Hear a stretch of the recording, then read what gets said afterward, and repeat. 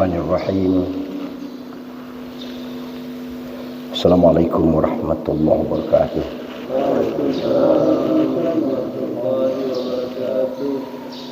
Alhamdulillahi rabbil alamin. Ar-Rahmanir-Rahim. Maliki yaumiddin. Allahumma shalli ala sayyidina Muhammad wa ala alihi washabihi ajma'in. Amma ba'd. Jamaah subuh Masjid Jamiatul Ma'mur Subuh yang saya hormati, yang dimuliakan Allah. Alhamdulillah kita masih diberi kesehatan, kesempatan dan waktu jatah umur yang panjang dari Allah. Saya katakan panjang karena rata-rata kita di atas 50 dan di atas 60 sebetulnya sudah maksimal, karena Allah ngasih nabinya saja hanya lebih kurang 60. Itu ukuran tahun Hijriah itu 63 tahun. Tapi kalau Masehi tidak sampai, karena dikurangi setiap tahun berapa hari ya. Gitu. Jadi sebenarnya tidak sampai 63 tahun.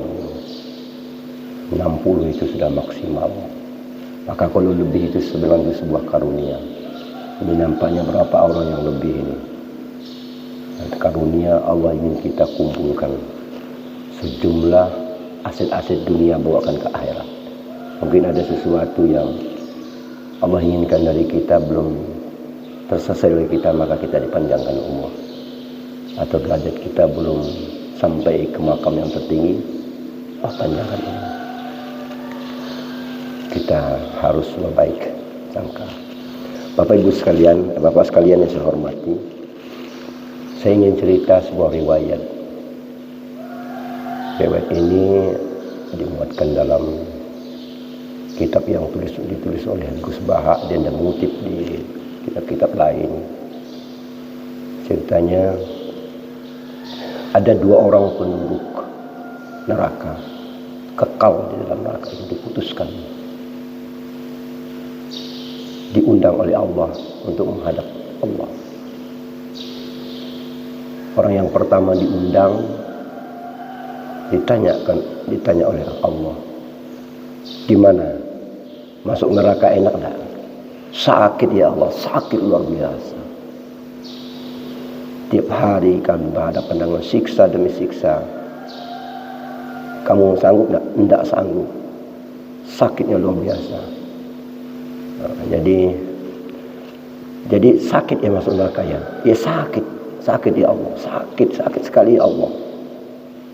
Kalau begitu kamu masuk neraka lagi. Apa jawabannya ini? Kira-kira apa? Di luar dugaan kita. Begitu diperintahkan masuk neraka lagi, dia lari kejar sejauh-jauhnya, ingin cepat masuk ke neraka. Nah, pertanyaan apa Pak? Tersirat di sini.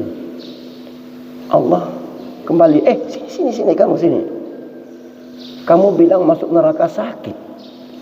Tapi kenapa kamu langsung mau masuk neraka lagi? Sebetulnya bukan karena mau saya masuk neraka ya Allah. Tapi saya tidak mau kecolongan dua kali.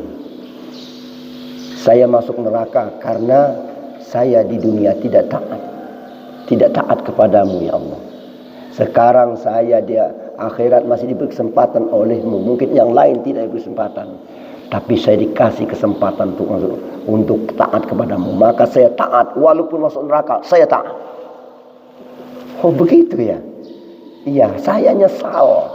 Waktu di dunia saya tidak taat, maka saya masuk neraka. Sekarang di akhirat ini, walaupun harus masuk neraka, saya harus taat. Saya tidak melihat neraka surganya, tapi saya taat atas perintahmu. Oh begitu ya? Allah hebat kamu ya.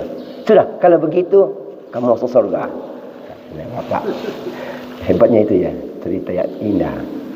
Jadi sebenarnya bukan jumlahnya, tapi ketaatan kita kepada Allah. Itu yang Allah inginkan.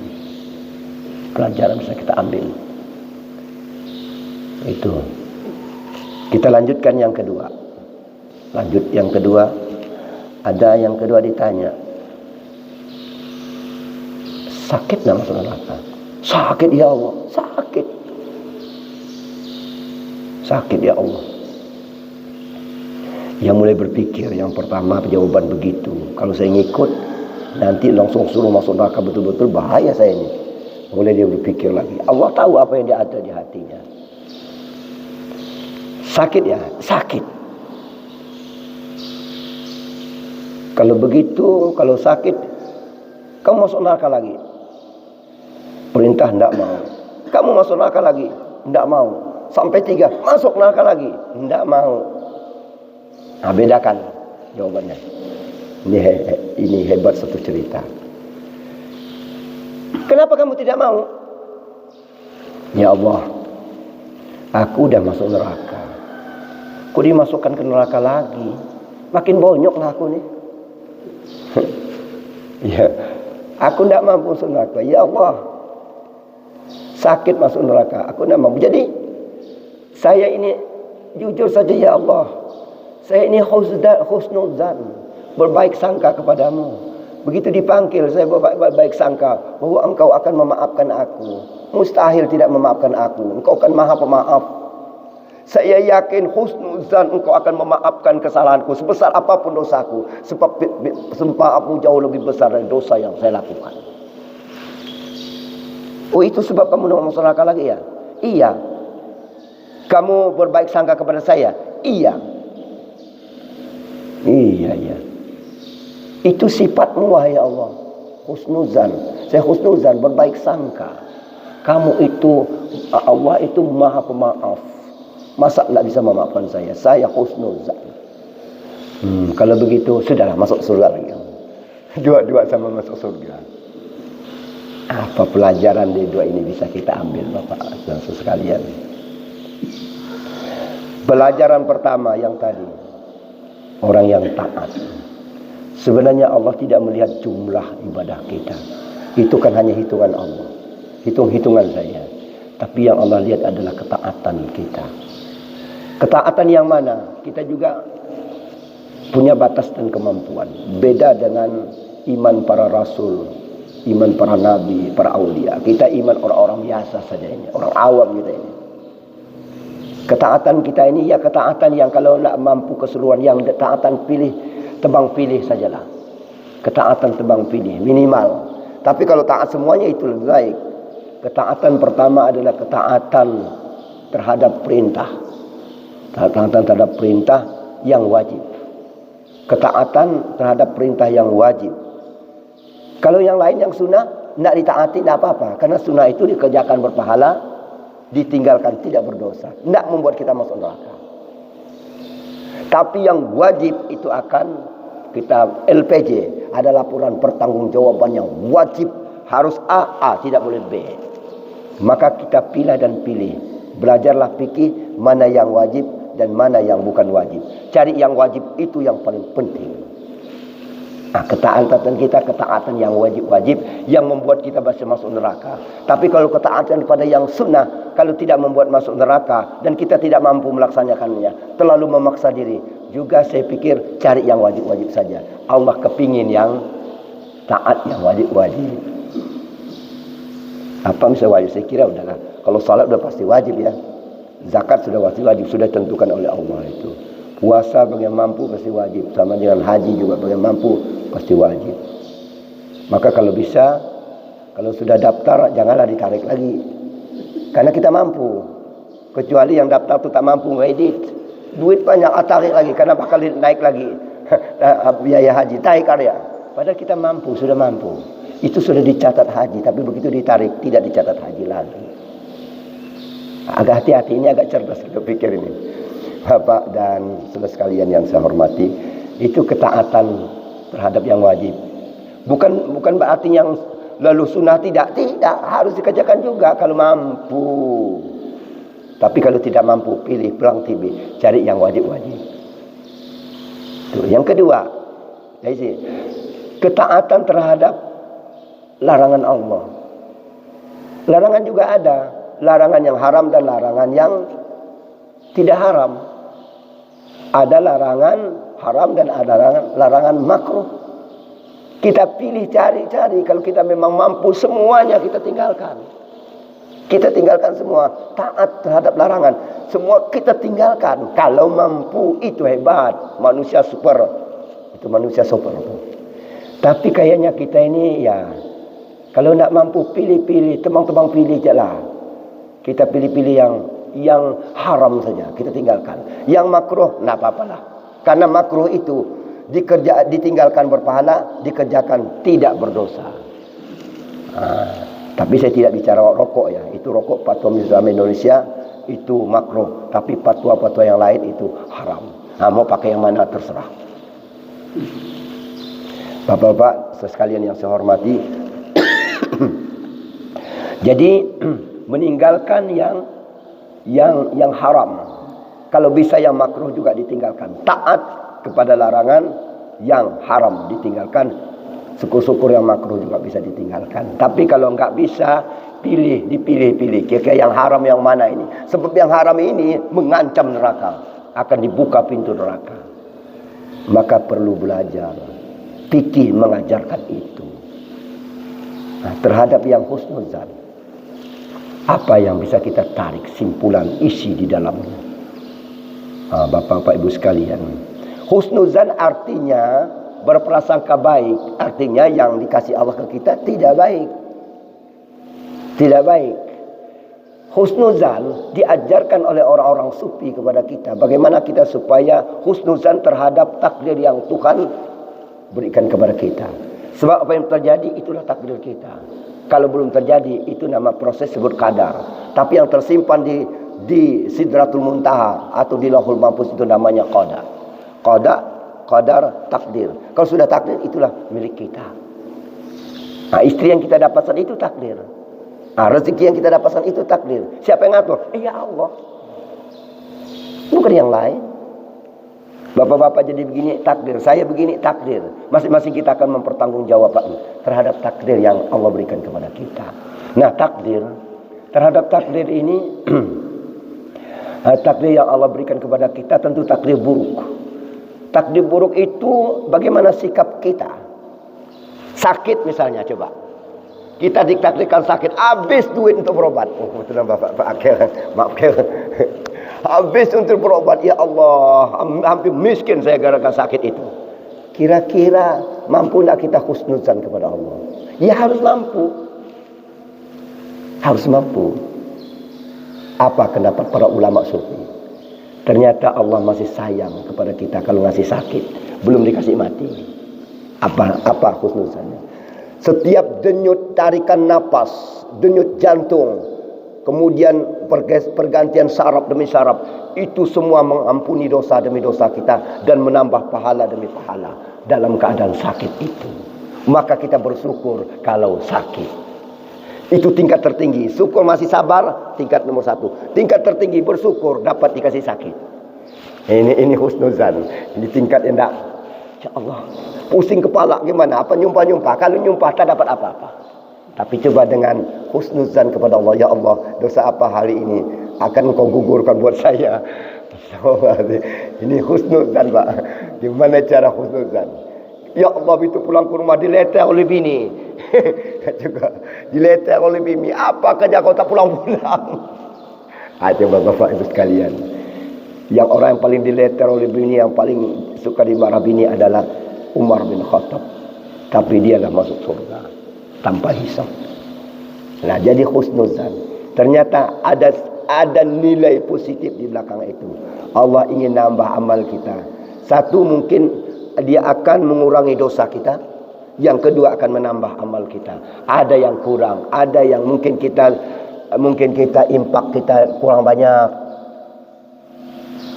Mungkin kita kurang senyum. Senyum itu semua orang tersinggung kan?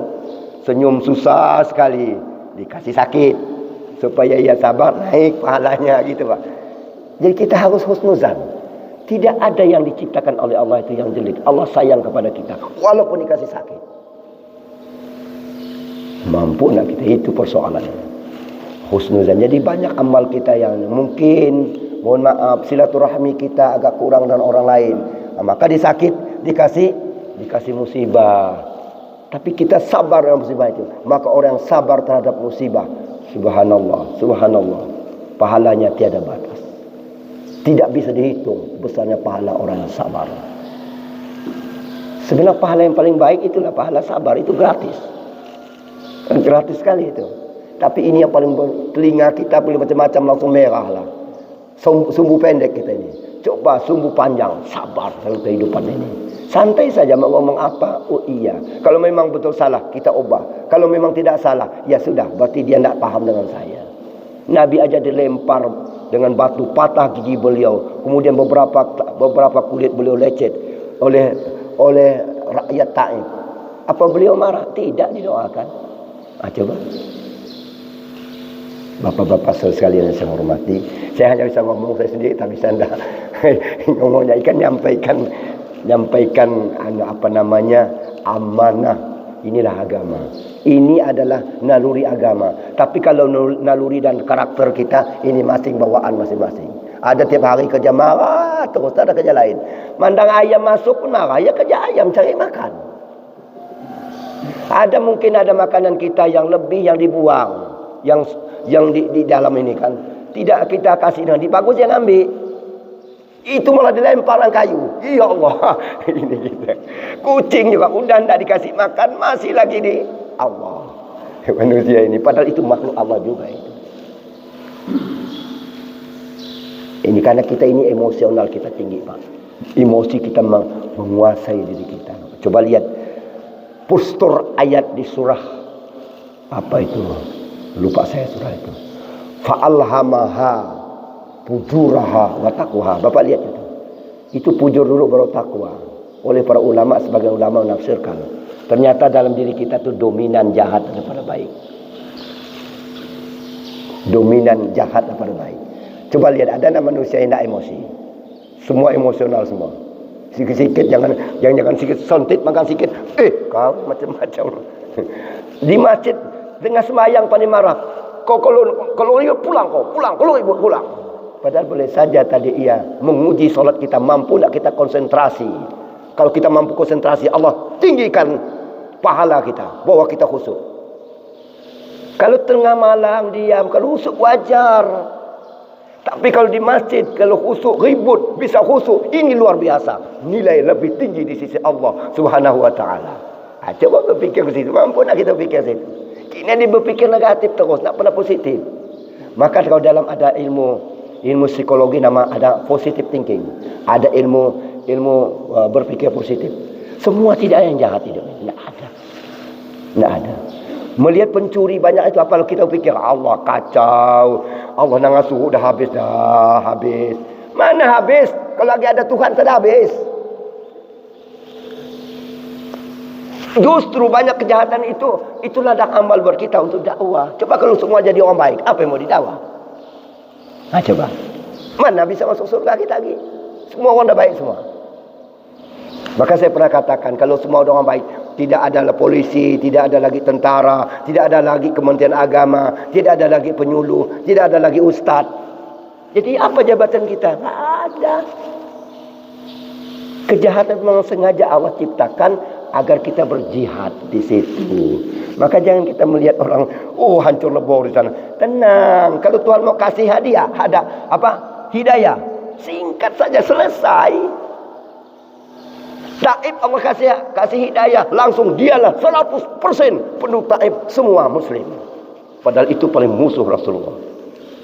Kalau Allah mau, cuma kan Allah kan tak mau, biarkan aja ngasuh, biarkan aja suka maju, biarkan saja boyan, biarkan saja semangat. Banyak yang pemabuk misal, biarkan aja. Nah, tugas kita, siapa yang mampu untuk mendekatinya dengan cara dakwah yang bijak dan jangan dengan cara yang bijaksana, insya Allah disitulah membuat kita masuk surga. Betul tak Pak kira?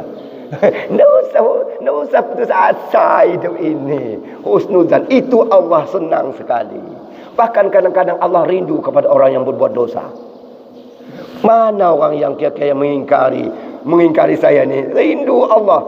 Rindunya apa? Rindu supaya ia bisa bertobat. Ketika ia bertobat, Allah senang sekali melihat orang yang menangis bertobat terhadap dosa dan kesalahannya. Cerita tadi menginspirasi kita. Taat sangat penting, husnuzan juga. Dua-duanya penting. Semoga kita dua-dua ini dapat kita amal bersama. Mohon maaf. Assalamualaikum warahmatullahi wabarakatuh.